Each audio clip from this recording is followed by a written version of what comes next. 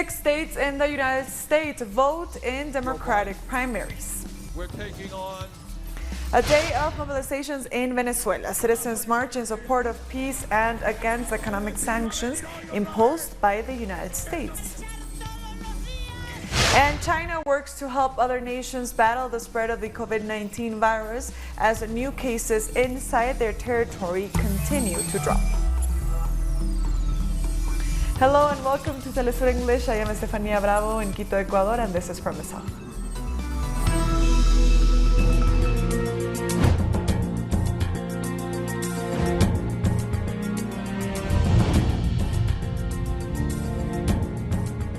Voters across 6 states in the United States will get a chance this Tuesday to take part in the Democratic presidential primaries that have turned into a race between Vermont Senator Bernie Sanders and former Vice President Joe Biden. The primaries will take place in Idaho, Washington, Michigan, Missouri, and Mississippi, while caucuses will be held in North Dakota. The candidates will be competing for a total of 352 delegates. The biggest prize is Michigan with 125. Biden currently has 652 delegates, while Sanders stands at 575. A candidate needs to win 1,991 delegates to secure the nomination.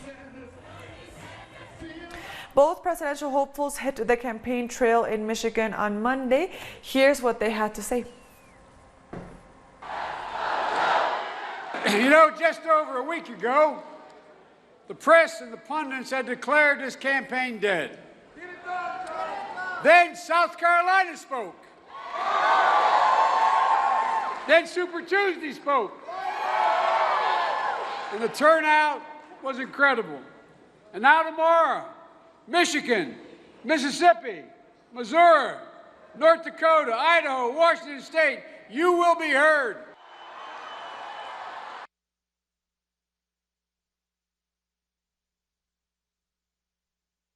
just Joe Biden. We're taking on the 60 billionaires who are funding his campaign. We're taking on the Wall Street executives who are helping to fund his campaign. Our correspondent in Washington, D.C., Jorge Gestoso, has more. Thank you. Both candidates, Bernie Sanders and Joe Biden, are canceling their rallies tonight in Cleveland, Ohio, due to the coronavirus.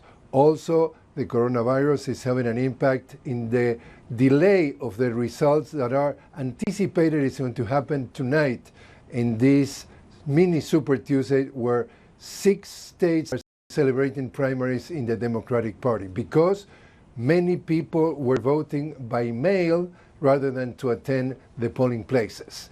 Both candidates, Sanders and Biden, are expecting important victories, especially Bernie Sanders, especially in Michigan, a state that he won in 2016, and he expects again a surprise. And at that time, Joe Biden, the favorite in most of the states, is thinking that he could have a leading advantage at the end of the day in terms of delegates that will push him towards the nomination of the party.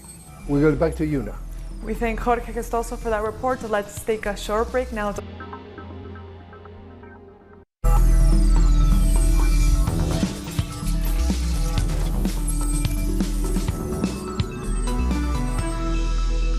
Welcome back to From the South. Supporters of the Bolivarian government in Venezuela have taken to the streets in defense of sovereignty. The march takes place following recent threats by the United States and radical sectors of the opposition that were denounced by the Foreign Minister Jorge Arreaza. It's also part of a campaign to denounce the unilateral measures taken by the U.S. which affect the Venezuelan economy. UN High Commissioner for Human Rights Michelle Bachelet has condemned the imposition of new unilateral measures on Venezuela by the United States. Speaking at the 43rd session of the Human Rights Council in Geneva, she said such measures are not only illegal but have a negative impact on ordinary people as they reduce resources for social spending. Regarding the economic and social rights, the new economic sanctions and impositions are concerning. especially those that affect the airline company Conviasa and the sanctions on the oil industry, reducing the resources of the government that were destined for social spending. Despite established exceptions to allow the medicine importation, food, and input for the humanitarian action and public services, the population continued to suffer the impact of overcompliance of the financial sector. Venezuela's ambassador to the United Nations Human Rights Council said he wants to promote a dialogue between the Office of the High Commissioner and the government of Venezuela. Señora Presidenta. Madam President, cooperation and dialogue between the Bolivarian government and the Office of the High Commissioner Michelle Bachelet should prevail because it has given results. A team from your office is currently in Venezuela and has all the support of the state. This cooperation is necessary and it follows principles of the international law established in the United Nations Charter, based on sovereignty and non-interference in domestic affairs. The second phase of Bolivarian Shield 2020 military exercises started early on Monday across Venezuela. The armed forces were deployed in 5 states to test their response capacity in the face of foreign attacks. Caracas and 5 other states of Venezuela hosted military exercises starting from Monday early morning. The aim of the second phase of the Bolivarian Shield 2020 exercise was to measure the rapid response capacity to any possible attack to either external or internal elements against the stability of the country. Establishing points of resistance and defense that are permanent and spread across the city to manage the integral defense of the capital. The exercises include the protection of strategic civil and military sites, setting up weapon launching points, training on intelligence and counterintelligence systems, and also coordinating exercises with the Bolivarian militia and social organizations. We are going to reinforce military posts to guard our borders. We'll carry out defense exercises for these border posts. We'll reinforce the Bolivarian Navy in the rivers, and troops will also be deployed in our airspace. While the Bolivarian National Guard for the internal order will support special forces together with the Bolivarian militia.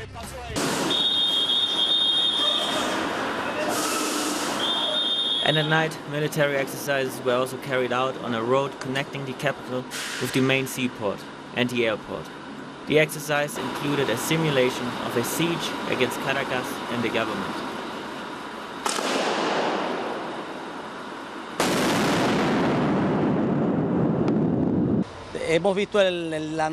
We have witnessed the deployment of the armed forces under the territorial defense system.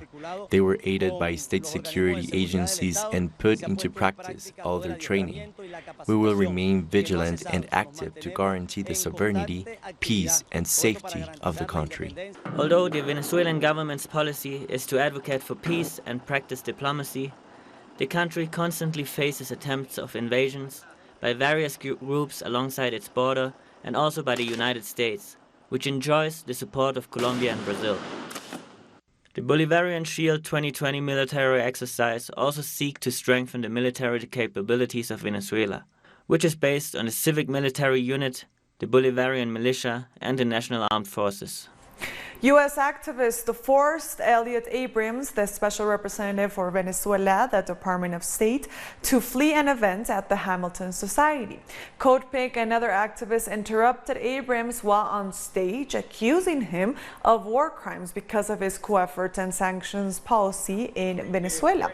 Apart from the economic war on Venezuela, the war criminal was a chief architect of the crimes against humanity in El Salvador and other parts of Latin America. The event took place at Johns Hopkins School of Advanced International Studies. Eres un asesino, eres un golpista. No pudiste en el 2002 contra Venezuela, no has podido con tu títere Juan Guaidó, no vas a poder jamás contra el pueblo de Venezuela. ¿Cómo te atreves a venir aquí a conocer lo que las sanciones le están haciendo al pueblo de Venezuela? Ustedes parecen unos taqueros y se van por el mundo. The Trump administration has sabotaged dialogue in Venezuela. Sabotaged dialogue in February 2020, again in August 2019, and it's a joke. Guyana's incumbent President David Granger has lashed out on the opposition, saying that they created an atmosphere of intimidation and fear at the office of GCOM. In a statement, Granger accused the opposition of interrupting GCOM's work at the office of the returning officer of District Number 4 and also disseminating a narrative that is no more than a falsification of reality. This comes following last week's series of irregularities surrounding the country's general and regional elections, when the opposition accused the ruling party of electoral fraud. Guyana's top court is expected to hear the case this Tuesday. Russia's Energy Minister Alexander Novak says Moscow is open to negotiations with OPEC members to stabilize oil prices. Moscow was responding to a conflict over oil prices last Friday after OPEC and a group of non-OPEC countries failed to agree on production costs. Saudi Arabia, which is the world's biggest crude exporter, had announced unilateral price cuts that prompted prices to fall, resulting in the huge stock market crash on Monday. I want to say the doors aren't closed. The fact that the agreement since April 1st to reduce 2.3 million barrels per day has not been extended. And it does not mean that in the future we can cooperate with OPEC and non-OPEC countries. Russia's lower house of parliament has voted in favor of constitutional amendments proposed by President Vladimir Putin. In a key second reading, 382 members of the State Duma voted for the changes to the constitution, with 44 abstaining. Lawmakers will vote for the measures in the third and final reading on Wednesday. If approved, the amendments will be subjected to a national referendum expected to take place in April. In general, the amendments suggested by the President and our colleagues in the working group have been supported. It is the right decision, in my opinion. It's the decision our citizens are waiting for. Not a single faction voted against it. We'll be right back. Don't go away.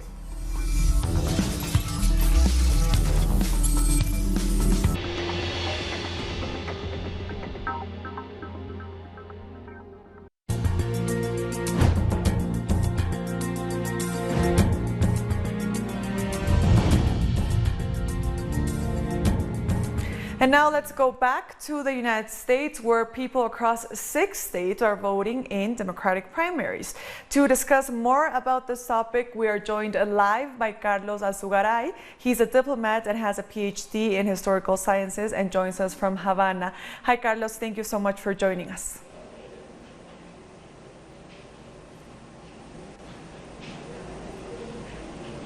Hi, Stefania. It's a pleasure to be here with Telesur English Service. Carlos, what's your opinion regarding today's Democratic primaries? How do you think they will turn out?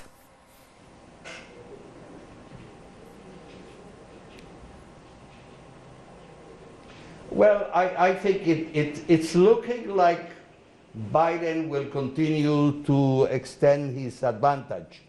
Of course, we have to wait. We cannot predict, especially Michigan should be the signal where if Bernie Sanders does very well in Michigan, then we are into a very long campaign. Remember, with these states, with these 6 states today, we are only at the mark of 20 states. So we have still another 30 states to go.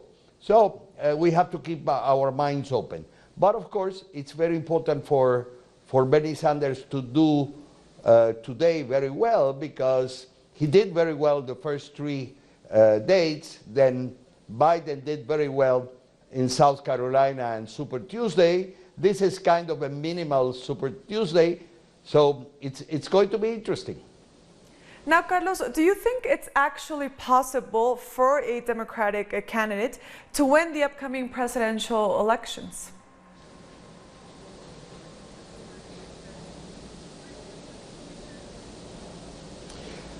Well, I always say that it is very early to predict the U.S. election. We have to wait until we are closer to the November 3rd date. But I think the Democrats have a shot to defeating Trump. I don't think Trump is someone who cannot be vanquished. He has obviously a very strong following, but he also has a lot of people who want him out. So the Democrats, if they can combine the financial resources of Mr. Bloomberg and the activism of the Sanders people, together with Biden, who seems to be doing very well with black voters, they got a winning combination. But of course, remember, it is the Electoral College, so you can win the popular vote, like Hillary Clinton did, and yet lose the Electoral College. So there are about 12 states that are fundamental because they ended in the last election very close, less than 5% either way. But here the interesting thing is, of these 12 states, Trump has to defend 8. So it's easier for the Democrats to expand their advantage in these 12 states that were so tight in 2016. Carlos, what are your thoughts on both Joe Biden and Bernie Sanders' foreign policies?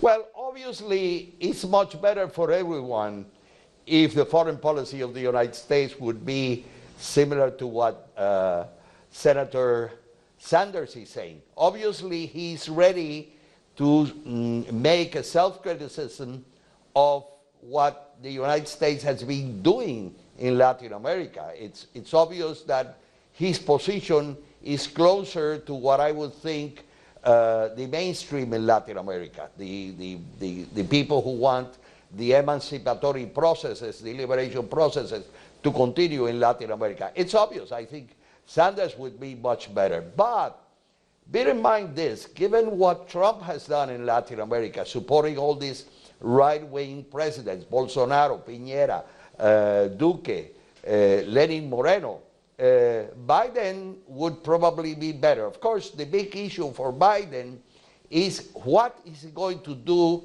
in the case of Venezuela, because unfortunately, the Obama administration did a lot of damage to Venezuela. But it's interesting that when, if let us suppose that Biden becomes the candidate, that Biden wins the election, by that time, the so-called Guaidó gambit, what Trump and his people has put all their eggs in overthrowing President Maduro and putting Guaidó. But that's being defeated. It's losing all kind of track. And probably by the time that the next president is inaugurated, and let's hope it's not Mr. Trump, any Democratic candidate will have to look and say, hey, this is a big defeat.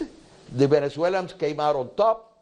So we have to review what Mr. Trump has done in Venezuela, because he was not successful in doing what he set out to do, which was the absolute overthrow of President Maduro and the Bolivarian revolution. I think he's going to fail, no doubt. I have no doubt that in the next few months we will see elections in Venezuela and Guaidó will be out of the game totally.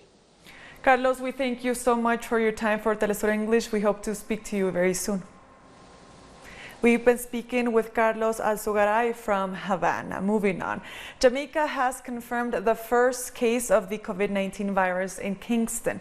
The Minister of Health and Wellness issued a statement confirming the patient is a Jamaican woman who traveled from the UK and arrived to the island on March 4th. She presented herself to the public health system on March 9th and has been in isolation since. With the pace of the spread of this virus globally. And the Democratic Republic of Congo has also confirmed its first case of the COVID-19 virus, just days after the country became free from the Ebola virus.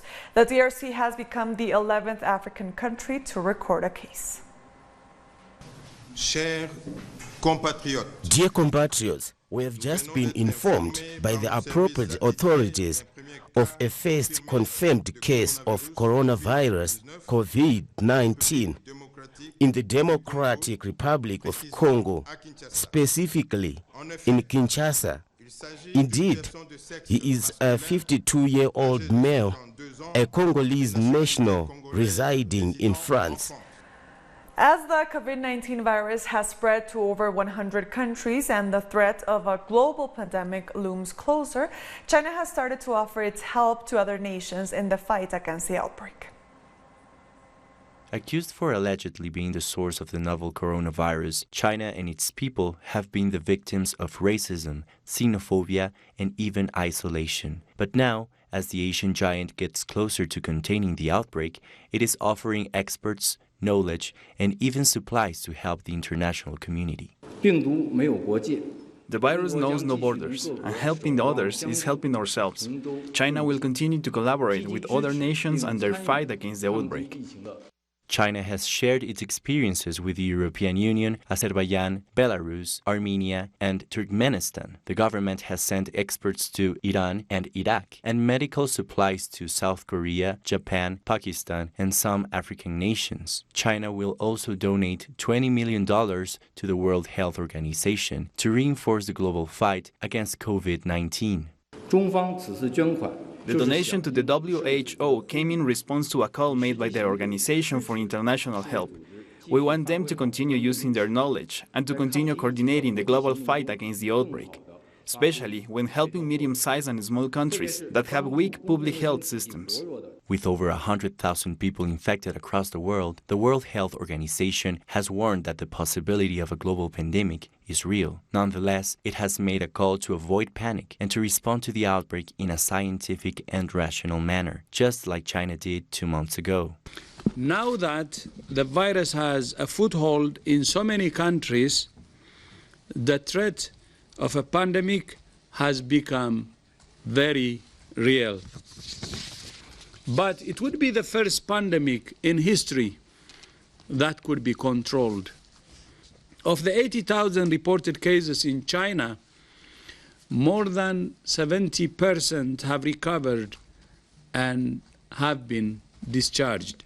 So the message here is, even if we call it a pandemic, still we can contain it and control it. At the end of January, when the Chinese government chose to lock down Hubei province, the epicenter of the COVID-19 outbreak, critics called this measure ineffective. But as time passes by, the number of deaths and new infections continues to drop. The general consensus now says that the government's measure worked to prevent the further spread of the virus, giving experts time and knowledge to better respond to the outbreak. And with that, we've come to the end of this news brief. You can find these and many other stories on our website at telesurenglish.net. And join us on social media. We are on Facebook, on Twitter, and on Instagram. For Telesur English, I am Estefania Bravo. Until next time.